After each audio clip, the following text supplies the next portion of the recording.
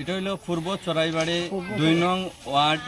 2 নম্বর ওয়ার্ডে কত হইলো হের বাসা হইলো এখানেই। 2 নম্বর আমরা ওয়ার্ডে এই 2 নম্বর ওয়ার্ডে, তার মেইন বাসা হইলো আগরতলা। এইখানে আইয়া 4-5 বছর তনে এখানে থাকে। আর হে একটু নেশাগ্রস্ত মানুষ, তো নেশা মাইন্ডে আসলো সম্ভবত। রাত্রে অনুমানিক, আমরা তো কেউ দেখছি না রাত্রে কয়টার সময় ঘটনা হয়েছে, এটাও কেউ কোয়ার মতো না, এখানে কেউ দেখছে না। আমরা এখানে রেলের পাশে ড্রাইভার আছে, এরা গাড়ি চালায়।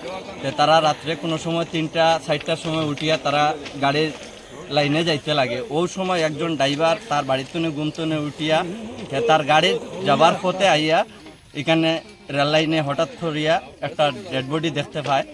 দেখিয়া আশেপাশে সব মানুষের ডাকিয়া জমা করার পরে দেখা গেছে যে এখানে এই পাশের বাড়ির লোক, তারপরে তার যার গার্জেন পক্ষরে ডাকিয়া আনা হয়েছে।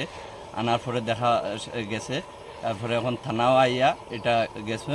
এখন তো আর বাকি যা আইনতভাবে আইনে এটা দেখো।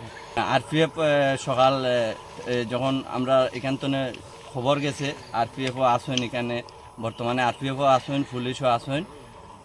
এখন হেরা মানে তারা যেটা তারা আইন মতো কি আছে এটা করবে।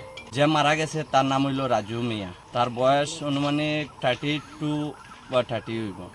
তার মা বাবা আছে। মা বাবা থাকলে তার আর মেইন বাসা হইল আগরতলা। তার মা বাবারেও খবর দেওয়া হয়েছে। তার মা বাবা তারা কইছে তারা ট্রেনে বা যেটাই হোক মানে তারা আইব। রহিম মিয়া তার বাবার নাম, যে মারা গেছে, আগরতলার মানুষ।